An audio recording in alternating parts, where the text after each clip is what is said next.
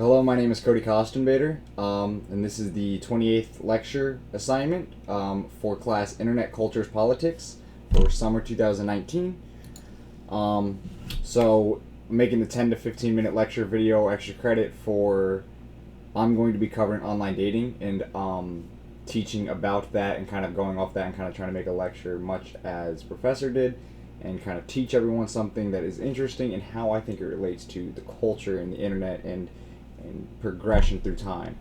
Also, I'm just going to throw it out there. I really wanted to put images up and the whole, just the way Professor put everything together and the way his videos are edited, but I'm nowhere near that talented. I'm simply just here to get a degree and not in editing or filmography.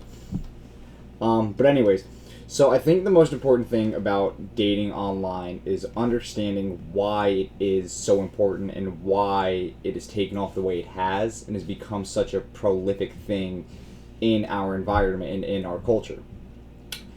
Dating years ago in the 70s, 80s, early 90s was about going somewhere, meeting someone at a coffee shop, at the grocery store, bumping into someone, introducing yourself, going to dinner, meeting, in exchanging information through face-to-face interactions and taking your relationship by speaking in person and meeting and hanging out, actually doing things.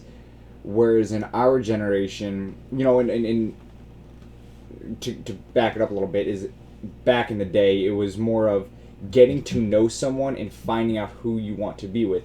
Whereas it's 2019. eHarmony says they can match you with anyone online. Now, the way they do that is through science, as they say, where you answer a bunch of survey questions and it matches you with people who answer those survey questions identically to what you did.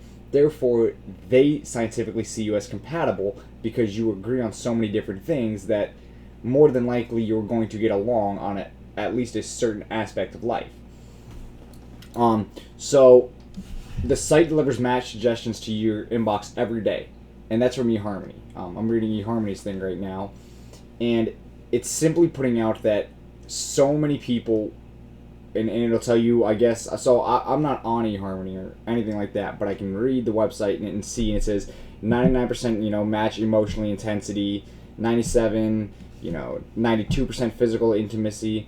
So you answer these set of questions, and it'll match you with somebody else based on the answers that they have, so that going into it without knowing anything about the other person, you're already compatible on so many different levels because of the way you answered a survey question.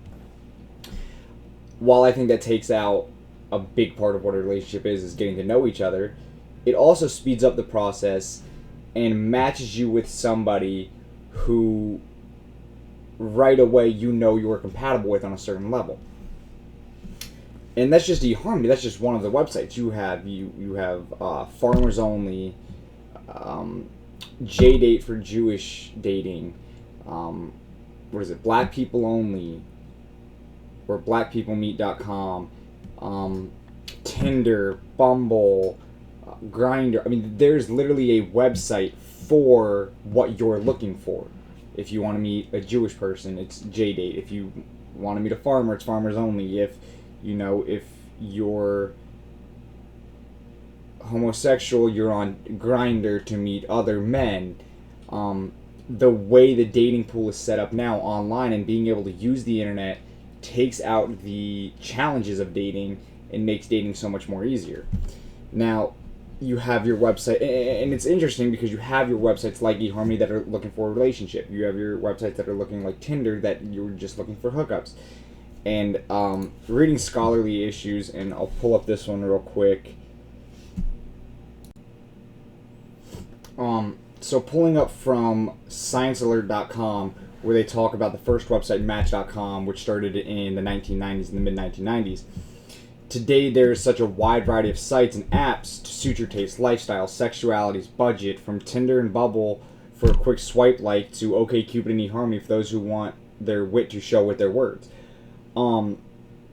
There's just so many different ways that dating has been transformed due to the internet and being online and using technology to allow that. And that's just one part of it. That's just meeting somebody. So let's take into account the other part of dating. Communication is a big one. It used to be letters. I mean, that's long, long ago. There used to be letters. Then there was, texting, and then there was phone calls. Now all of a sudden there's FaceTime and Skype, and the way you can be there and communicate with somebody thousands and thousands of miles away has allowed people to date people in long distance and still be like they're right there. Not to get too into something that's a little quirky, but there is a app and a device that I found through doing my research that is called the Kissinger, which simulates kissing your long distance lover, which is essentially something that goes on your phone, that you have one and they have one, and it's like you're kissing. So dating and using technology has allowed people from long distance to be physically together almost, even though they're not. So I think one thing is, pretty cool. So there's a website called Wisdom Times, and doing my research, and I was just kind of finding out about other ways that dating and technology have changed because of the innovations of technology and the internet in particular. Is there's 9 core functions on how dating has changed through the internet. Number 1 is that everyone is an option. It's not just people you run into. It's not just people through school or through work. Now everyone is an option. Strangers, people on Facebook, thousands of people we don't actually know on Twitter, and we could spend hours liking people's pictures from Instagram and celebrities, and just finding people through the internet that if there was no technology you would not normally be in contact with, or even get to the phase of dating, because you would never even meet them. Number 2 is attention spans are short. People's attention spans are shorter because we have the fear of missing out, the FOMO. And so, though some may view this as a way to bond with their partner, it's also detrimental to focus on your phone rather than your relationship. So people just have a short attention span because there's so many different options out there. Technology gives people that. Number 3 is constant contact. You can always be in constant contact with somebody, which is completely different than what it was 30 years ago.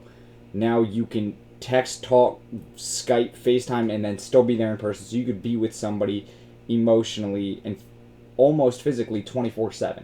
You can constantly be in contact, and you will always know what your partner's doing, which is also a good and a bad thing. It's good you always know where each other are, but it's also overbearing and controlling. Number 4 is things move quicker. Because of the internet and the access to social media, it has helped move relationships to the next level a lot quicker. The fact is that we have such a quick and easy and frequent access to Facebook messages, Twitter, Instagram, texts. When you start dating someone, it quickly is going public. The internet is quickly knowing whose photos you're liking, and Facebook relationships, and who's tweeting at each other. So things move a lot quicker because the internet catches it so. Number 5 is meeting in person. Meeting in person is not a given. So again, as I touched on a little bit earlier, is that you can have these long distance relationships and maintain a emotional, mental, and almost physical relationship through technology. Number 6 is we're more judgmental, and that stems from apps like Tinder and Bumble and Grindr, where there are so many different options that we as people are more judgmental in the dating pool because we can be. Number 7 is there are more ways to show love. It's not just physical ways of showing love anymore, or emotional and writing notes and stuff like that. It is, you can post a picture of somebody and say, look how beautiful she is. There are just so many different ways, long texts, showing your love publicly through social media. And that's the new romance. Is he posted a Women Crush Wednesday photo of me. That was the big thing when I was in high school. And that's a new way to show your love, but it is. Whether I agree with it or not, it is. We can be specific, and although it's nice to get to know people with a variety of interests that are different from our own, it's equally as nice to get to know someone who has the same passions and finding and using the internet allows us to be specific and to find and be with someone exactly who we want to be and who has the same exact traits as that person does. That's something I touched on earlier with the eHarmony and how it matches you with somebody. We're allowed to be specific now because of the internet. And number 9, the last one, is everything is easy. It's easy to get on your phone and to log in and swipe right 3 times and find somebody right away. It has made dating more convenient, accessible, and easy because technology has allowed us to simply get on the internet and find somebody within minutes who has common interests and physical traits we're looking for, because it's no longer just, oh, I live in downtown Phoenix, so my dating pool is single women in downtown Phoenix. No, now it is single women in the world. It's 3.5 billion females now, give or take, because of age and your age gap and relationship status. So let's say it drops to 1 billion, assuming you have an age range of, for the normal college person, let's say you have a normal age range of, let's say, 18, 19 to 30. It's a billion women.